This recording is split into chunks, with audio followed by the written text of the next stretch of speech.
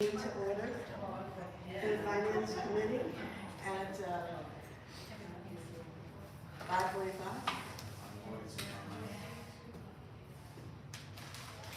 We're going to record the attendance, Karen Dwyer. Go ahead. Should I do 5:42?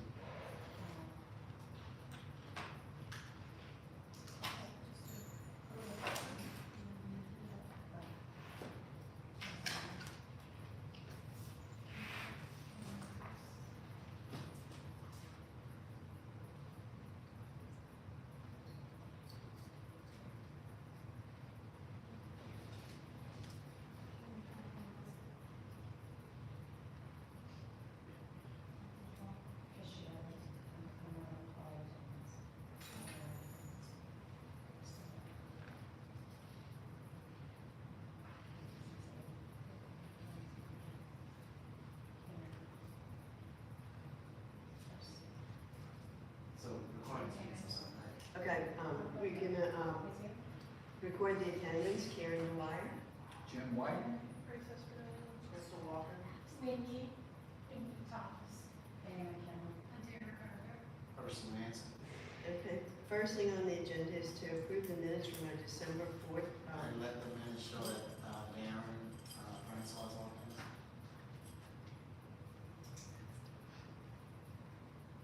Okay, first thing is to approve our minutes from December 4th, the Finance Committee meeting. Can I have a motion? Second? Second. Any discussion? All in favor? Any opposed? Okay, next thing on the agenda is to review the draft audit, and I'm going to introduce Ed White. He is our auditor with Bernard Franks, and he will hand you a copy of the audit and kind of go on. all right.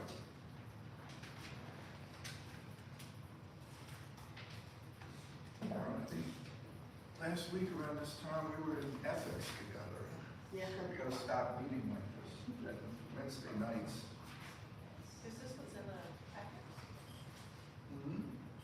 Is it in the packet? Oh, okay. That's the draft, that That's, it has changed. He's Well, handing maybe out. we better, because we revised them, maybe it's better that we just go with Okay. this. The numbers aren't changed. it's- I didn't realize you had it in your packet, so. We do have to discuss our status. I can go over the audit with you. I had spoken to Karen last week, and it seemed like a very dire situation. It seemed like our charter was revoked, so. No. No, I know, that was my understanding. Oh, okay. So, we need a footnote, and we'll talk about that, how we're gonna draft a footnote regarding the situation. We withdrew our charter. But let's look at the numbers. We can go to page, this is, our opinion begins on page 1. It goes through page 2 and page 3. And then at page 4, we have the statement of financial position. And this is a point in time, June 30th, 2024. And we have a really beautiful balance sheet. We call this a balance sheet, you know, the assets, liabilities, and our net assets balance each other. So, in a nonprofit world, it's called a statement of financial position. But when I look at our total current assets, you know, it's $1,432,000. That is a really good number when you compare it to our current liabilities of $719,000. You know, it's a 2-to-1 ratio. So that's a great ratio. And I look at our net assets; they're $803,000. That means that our assets exceed our liabilities by $803,000. Again, you know, look at the balance sheet, you can see that a really conservative, run, financially secure organization. So it breaks my heart when I hear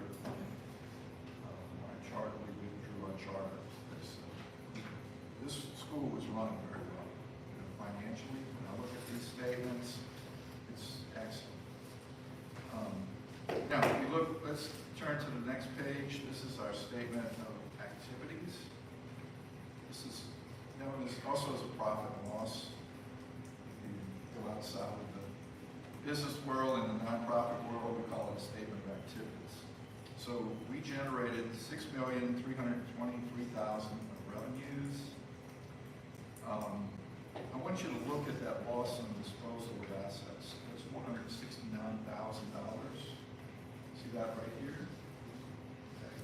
That's because we had to abandon our former locations. We had to write off a lot of our assets that were on our books. So that caused the loss. So you're going to see a loss at the bottom, but just consider, you know, we had to absorb 469,000 assets we had to write off, things we had to leave behind, leasehold improvements, things of that nature.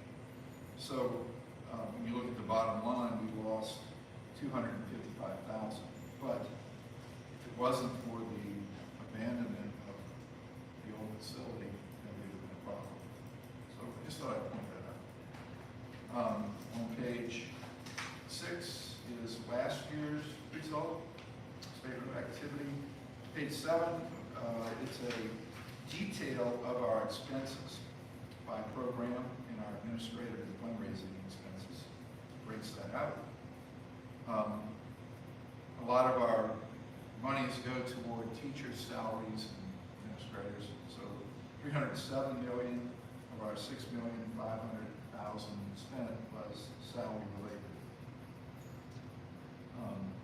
We have occupancy expenses, it's $338,000. We have professional services, that's a large number. Our transportation, bus services, that's a large number, $148,000. Books and materials and supplies, $220,000.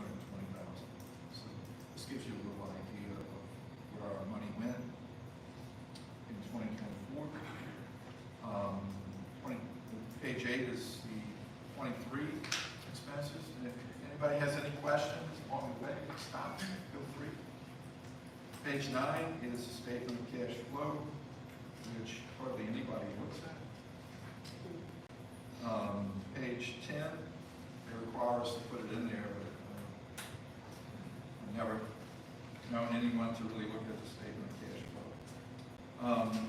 All right, and if we begin with our disclosure requirements, we have our activities, we describe what we do as a school, and then 10, 11, this is our accounting policies, which I'm not going to read to you, this is boring enough. 12, more of our accounting policies, revenue recognition, how we allocate expenses, income taxes, if we're 501c3, exempt from income taxes. Our lease, we have a lease footnote. We adopted a new pronouncement this year, technical stuff. Footnote on our little breakout of our leasehold improvements, furniture, and equipment. You can see a big decrease from 23 to 24 because of our abandonment of assets at the former location. We have a line of credit, which we do have a little balance, $81,024. We have an SBA loan. It's a 30-year loan, very low interest rate, 2.75%.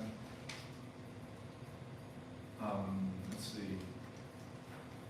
I'm just going to go on to page 15, 16. If you have any questions on the commitments. We have employment contracts with our teachers. Something new in the world of accounting. It's just exciting to us accountants, but we now have to capitalize leases like never before. That's note 13. We had bought computer equipment, and it's a 5-year lease, but it's really just a financing agreement. So we had to record the present value of it as an asset and show the liability. So that's sort of new, the world got together, this is the way the world does it, so we all have to do it now. Okay, something on our net assets. We need a disclosure, and I tried to write it. I had gotten with Karen at the, we were at an ethics conference together, and I thought I understood what was going on, but I didn't. So we need to write a footnote about what happened regarding this situation where we withdrew from the charter. So I have some notes, and maybe I'll get with Dira or whoever you think knows enough about this to write a good footnote. Okay.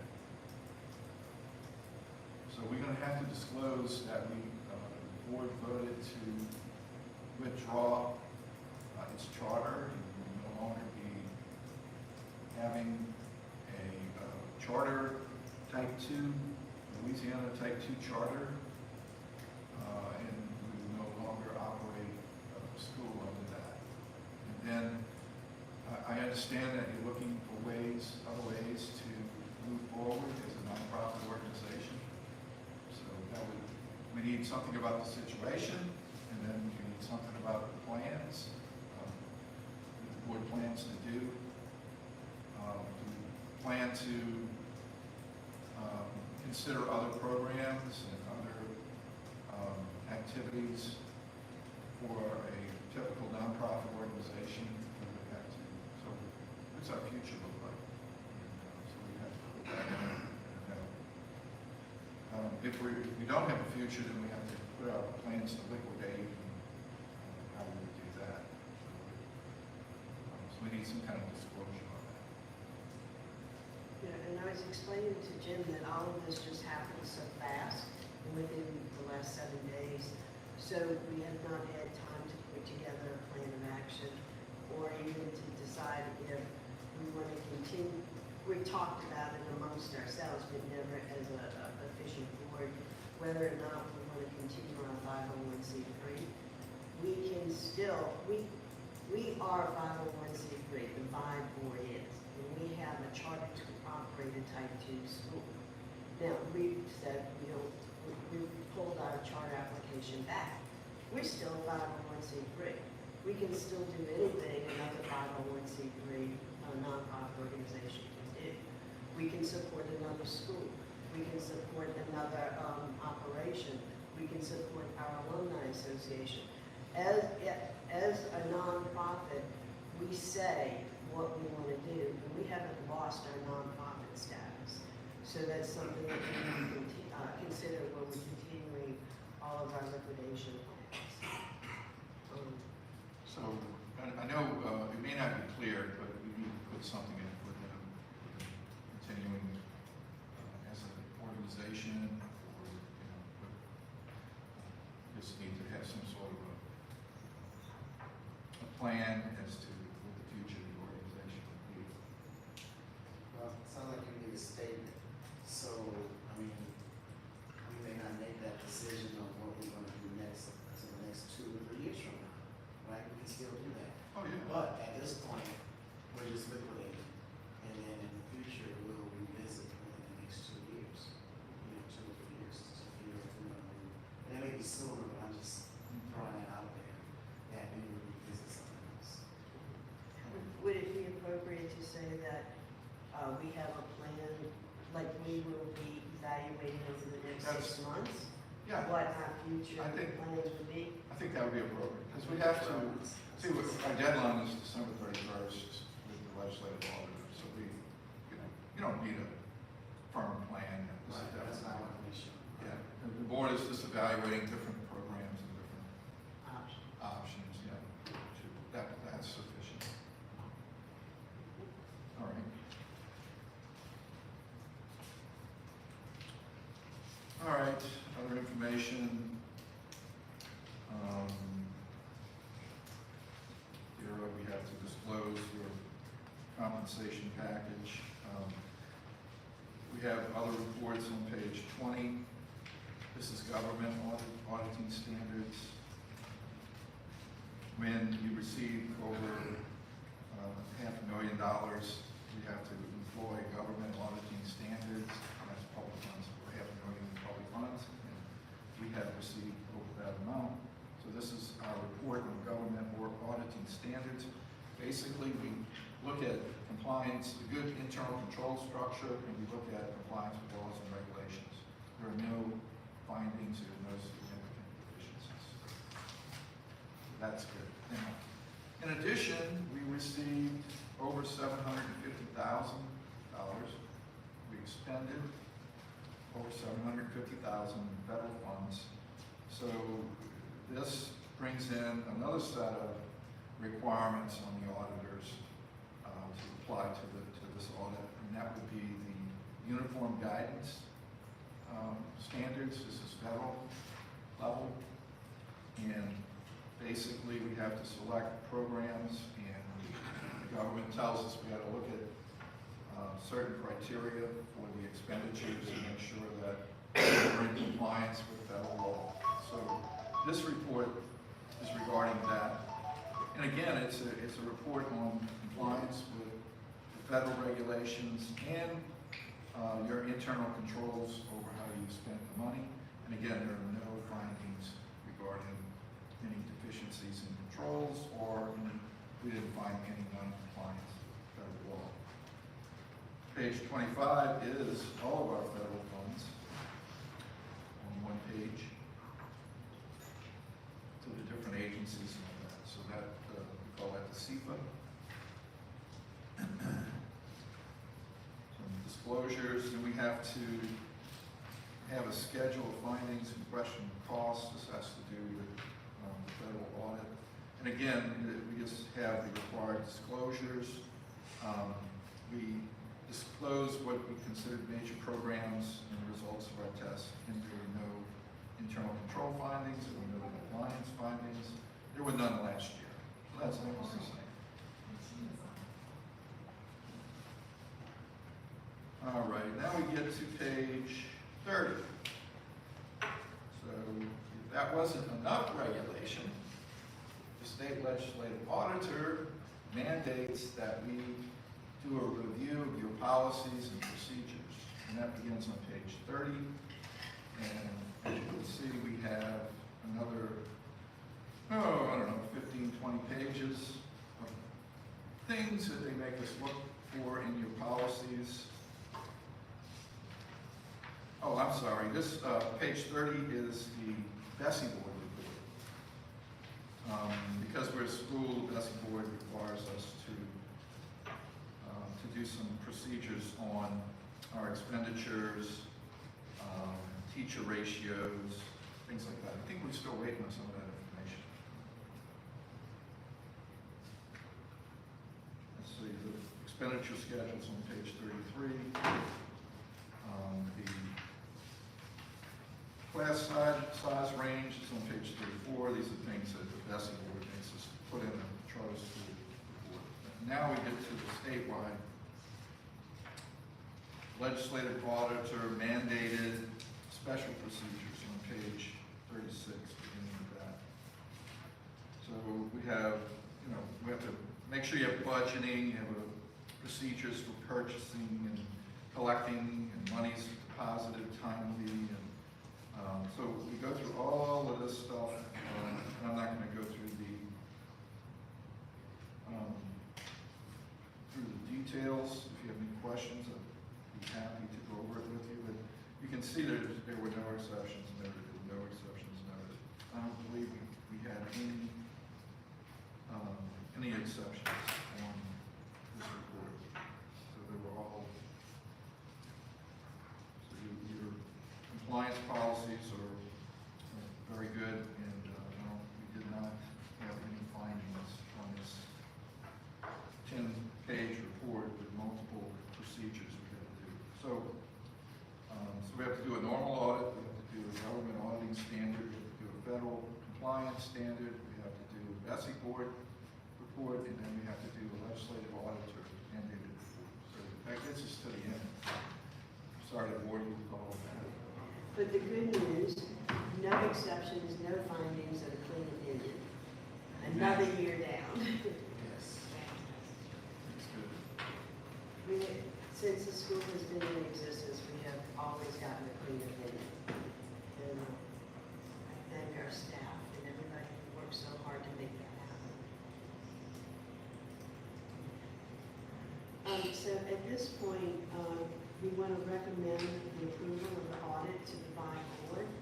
I would say at this point, we should amend we should include in our recommendation, including a change to the subsequent event footnote.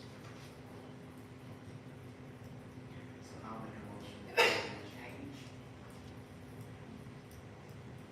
That a second? Any discussion? All in favor? The motion was to change, make a change on the, So add the footnote, the health about the subsequent. Would it be to accept the report with a change to? Yeah. To accept the report and recommend it to the full board for a vote with the exception of a change to the subsequent event footnote.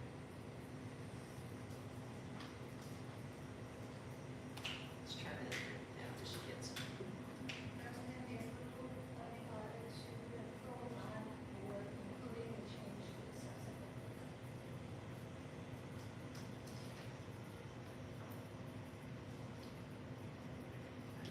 Next on our agenda, there are several documents that come along with the audit that we need to authorize Dr. Berger to be able to sign on our behalf.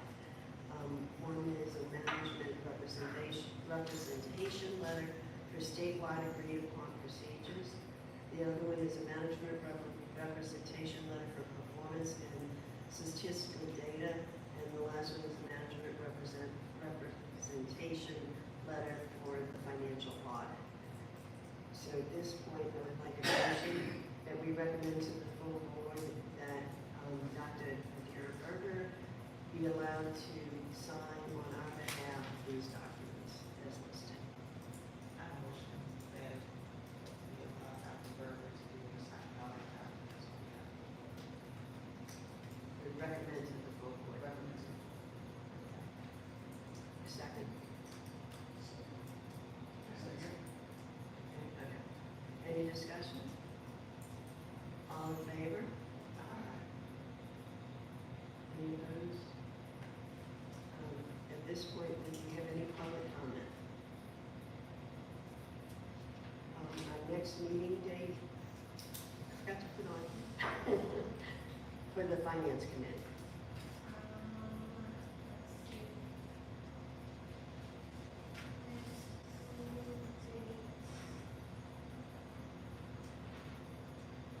Pretty sure we decided to meet in January.